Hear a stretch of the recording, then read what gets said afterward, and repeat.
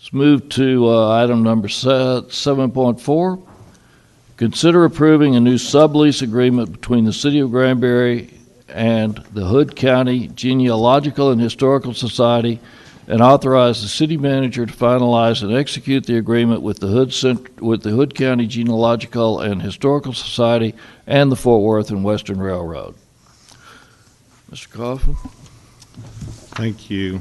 It's been a long wait to get to this point. I apologize that y'all came to sit through all that, but you probably needed to hear all that too, so thank you for being here. We received some calls in the past and some concern, and some of you had voiced that concern to me to look into the parking situation.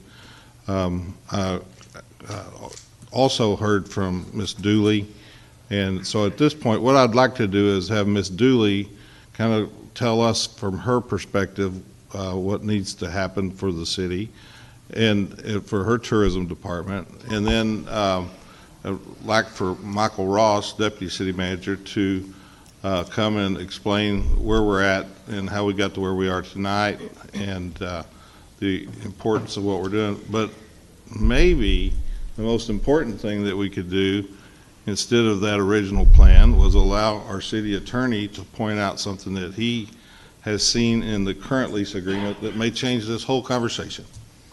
Yeah, thank you, Chris. Stand there for a minute, ma'am.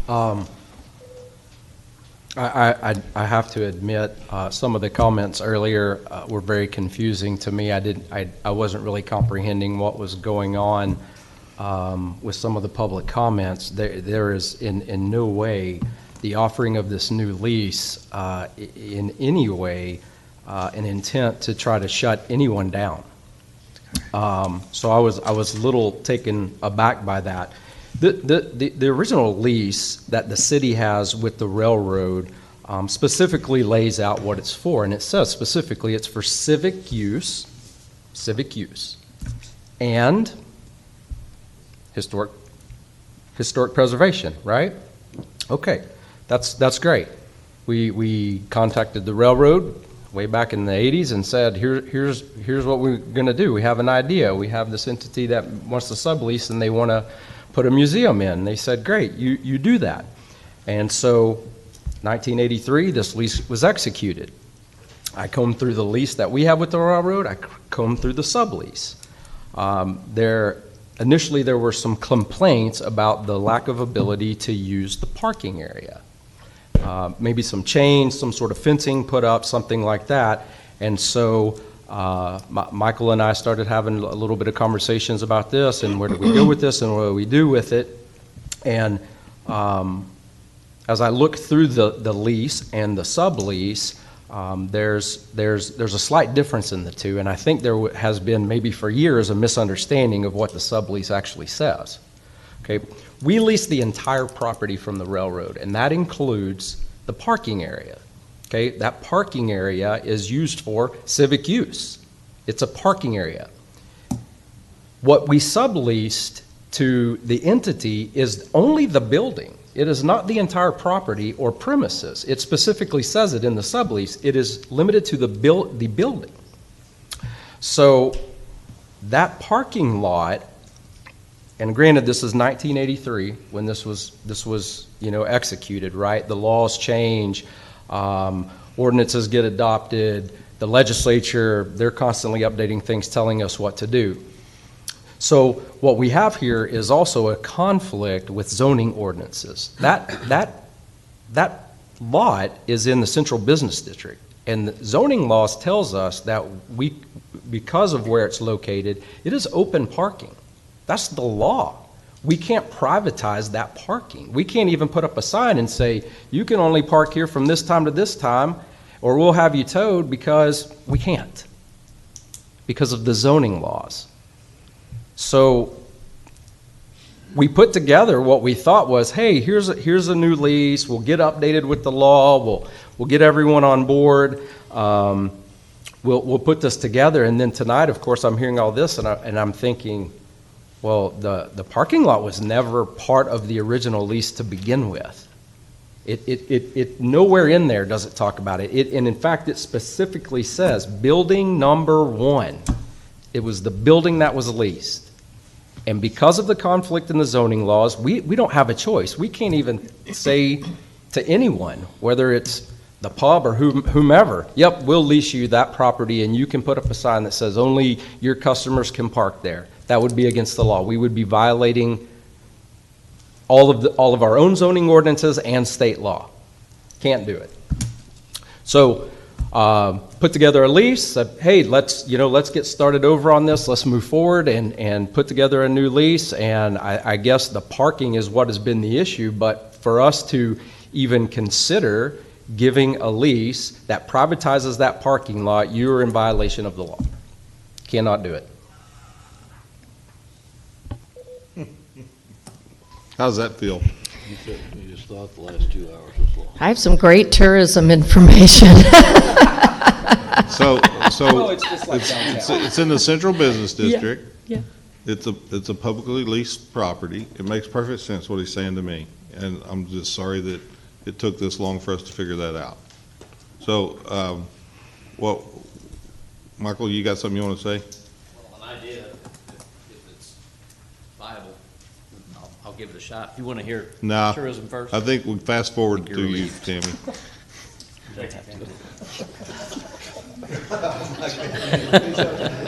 In the spirit of time, we have fast forwarded. Well, you'll see that the requested action, Great presentation, Tammy. Thank you very much. part of the presentation here, and it's in your packet, are the bullet points about what's in the new agreement. Of course, one of those bullet points was parking related, which could be stricken or should be stricken according to Jeremy.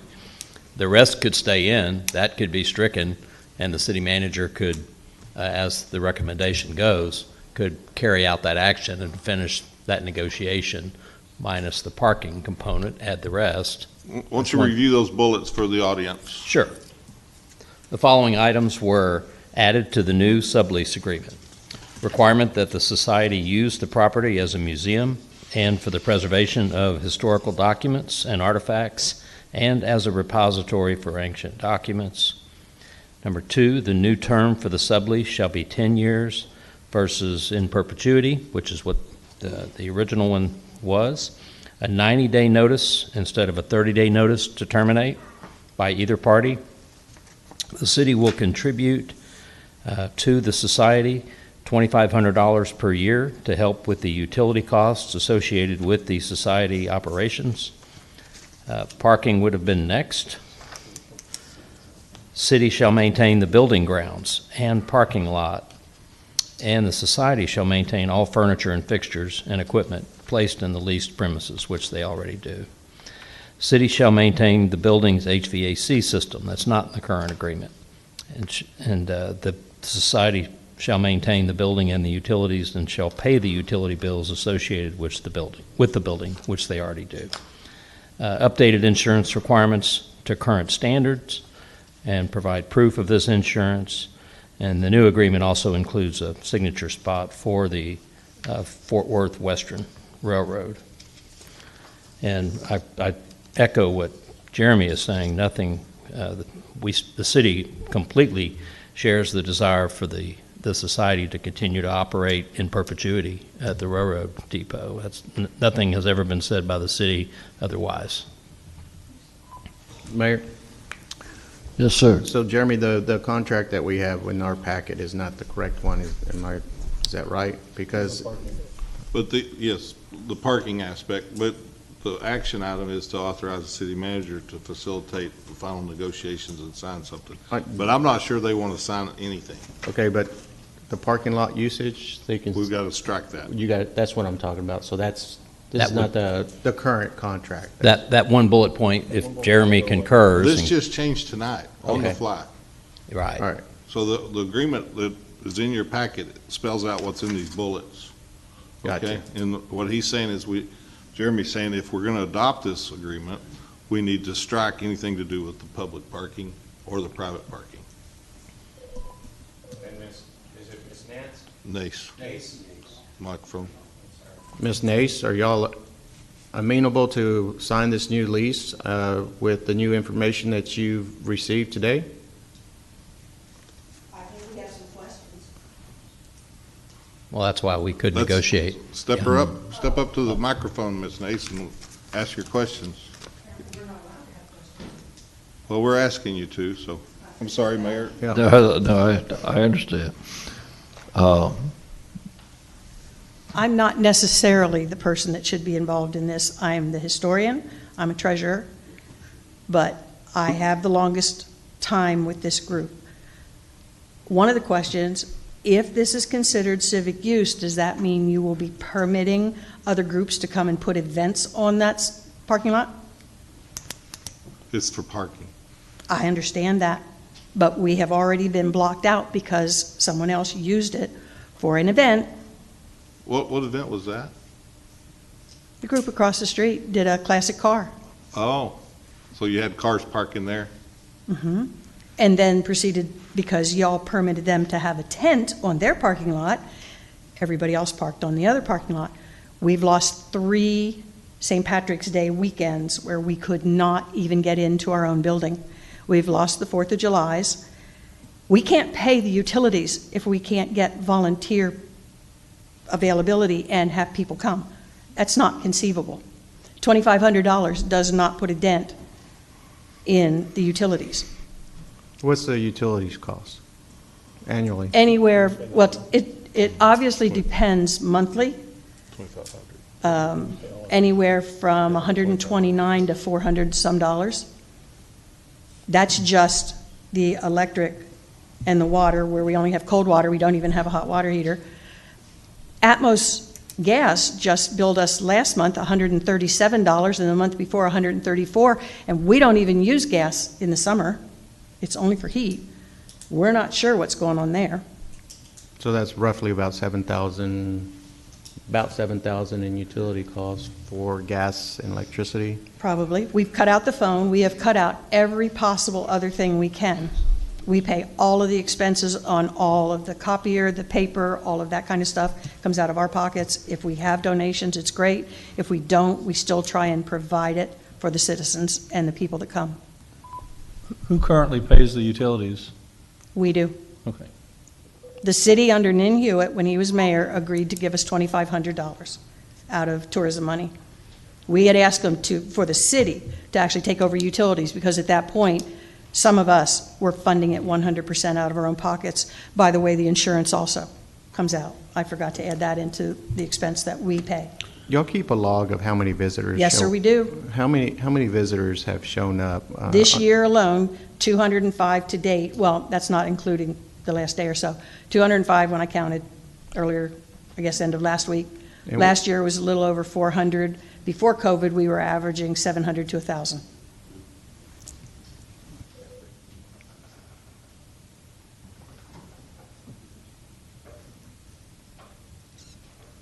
Other questions?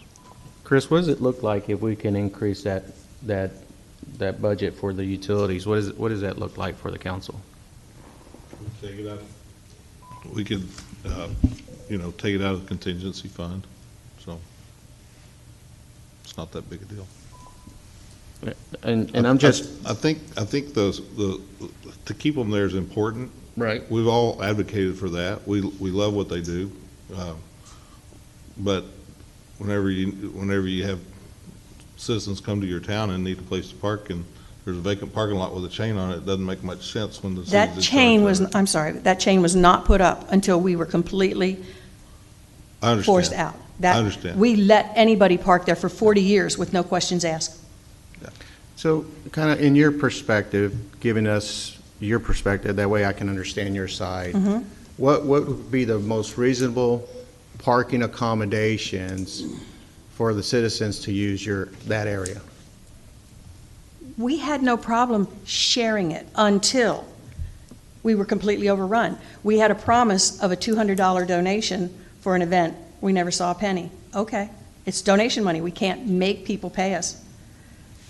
We are not the ones that put the no parking or you'll be towed, or museum parking only, you'll be towed. The city actually put that up to try and help us. We thought That was not a message we wanted to send to tourists and even locals, because it's not like there's a phone number that says, oh, you lost your car, call this number. People could have come out and their car would have been gone had we called tow trucks. We opted not to do that to support tourism.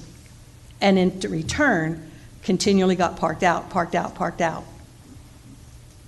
I would like to say it won't happen every day. I don't think that it will. I understand event weekends can be problematic. We all deal with that. We'd work around that somehow. But we're not the only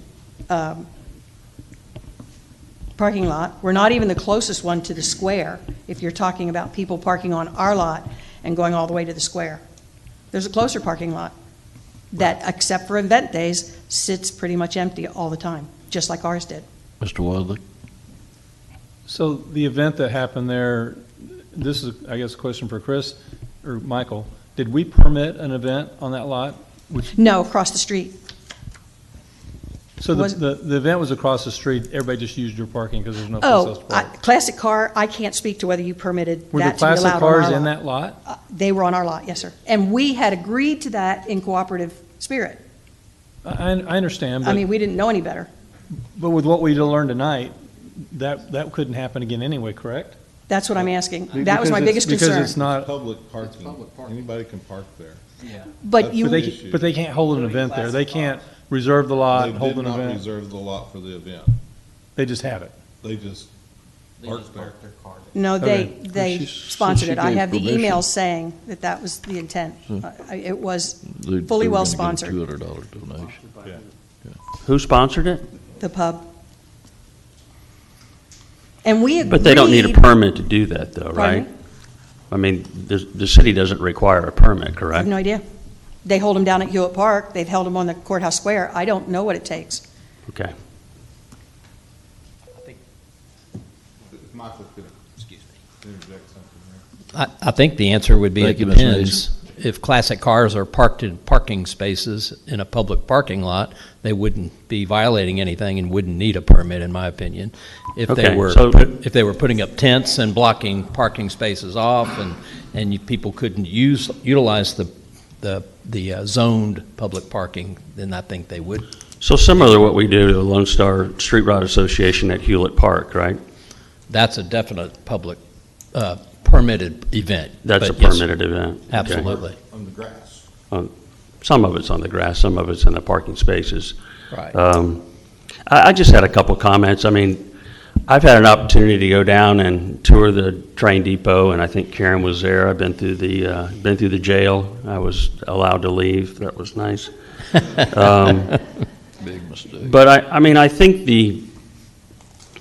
what they provide to the city and the character of the city, I think, is very important. I do understand, the background of all the materials and how they got them, and they're the caretakers of them. And I think it is important. This is, somebody said it earlier, this is where Texas history lives, and I think it is important to preserve that. I certainly do understand, it's a public parking area. I guess I wonder, is there an opportunity in that lot to put up some signs and say this is reserved or something for the train depot? If somebody chooses to park there, we can't enforce it, but that may just be an opportunity to provide a courtesy out to the people that are going to use that parking lot, to not park in those spaces, to make sure that they've got some room to park their vehicles in there. Again, those are just signs, and that we can't enforce that, but that might give somebody pause to say, well, we really shouldn't park in that spot. That's reserved, or we request reservation for that spot for the train depot. Just a thought. I believe the parking problem, and it was, excuse me, was touched on, was primarily related to the construction and the construction workers during that period of time when the pub was under construction. I have watched video for about the last 2 weeks, 24/7, that we've had a camera there, watch the activity in and around the parking lot, the street, the pub, everyone coming and going from that parking lot and the parking.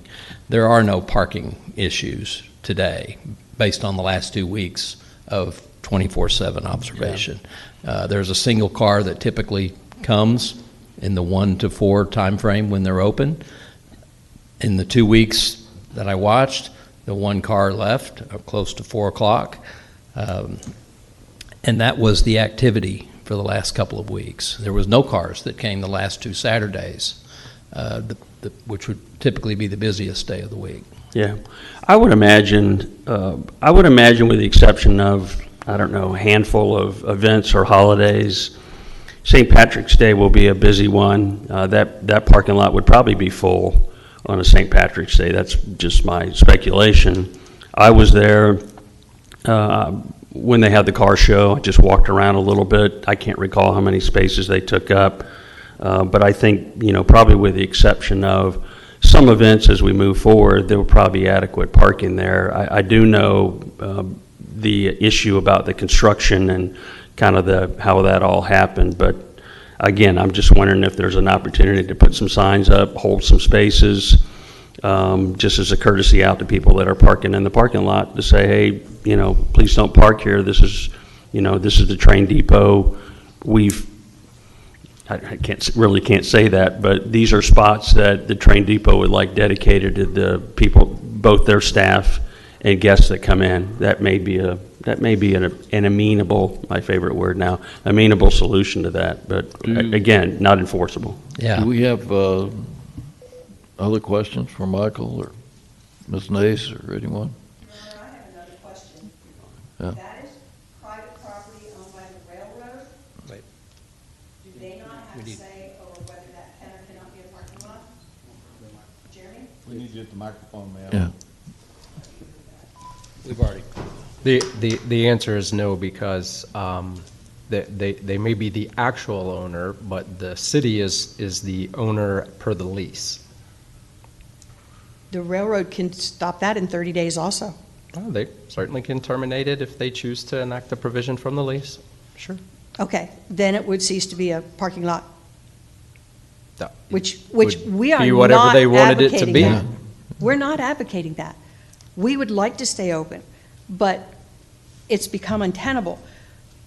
To say we haven't been there is pretty hard to take, because I'm not sure how your cameras work. I was there 9 to 6 last Thursday, a week ago. This Thursday, I was there 9 to 4, meeting people. There were more than one car. We write it down. We have a written record of who was where. We were open Friday. We try and get people to go. Saturday. That's what it said. Said That- nobody showed up Saturday, 2 Saturdays. That's because our volunteer We're not doesn't complaining. come. We're just documenting what we saw on the video. And it's videoed, and we'll share that with you if you like. I mean, it's very clear.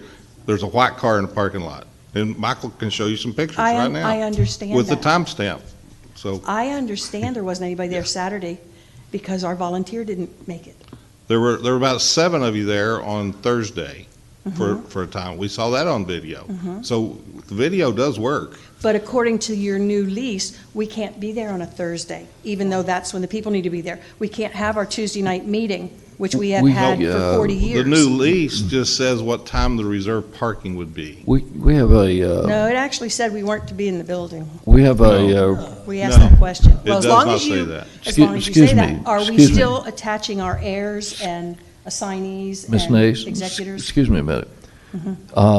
We have an agenda item to consider approving a new sublease agreement between the City of Granbury and the Hood County Genealogical and Historical, and to authorize the city manager to finalize and execute the agreement with the Hood County Genealogical and Historical Society, the Fort Worth and Western Railroad. And I really would just like to not have the city manager and whoever finalize and execute the agreement here tonight. If we could go ahead and get a resolution or a motion to approve that, then we can start those negotiation process. Do I hear a motion? Tomorrow, Tomorrow. okay?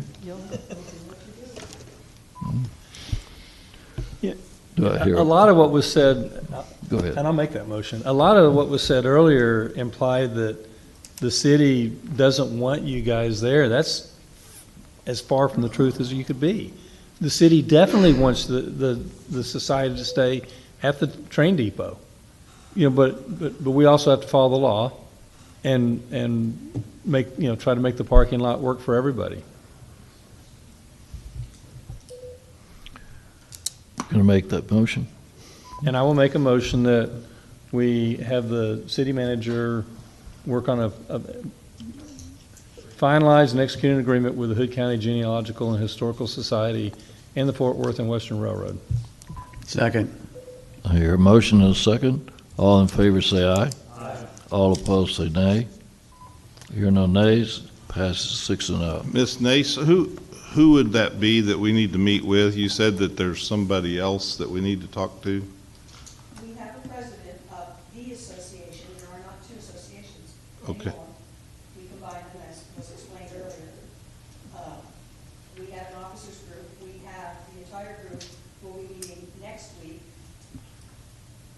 So, and the railroad's meeting tomorrow. So, You're meeting with the railroad tomorrow? no, they are meeting about this, we've already met with them. Oh, okay. So is there a time we need to set up for me to affect what we're talking about doing here? I mean, who do I call, you or the president, or what do I need to do? Do that instead. Yeah. I can get a hold of the president and ask, it just went much longer than we anticipated. And what is his name? Alan Lash? Lash, okay. Thank you. Thank you. Let's move to number 7.5. We'll discuss the final edits to proposed fiscal year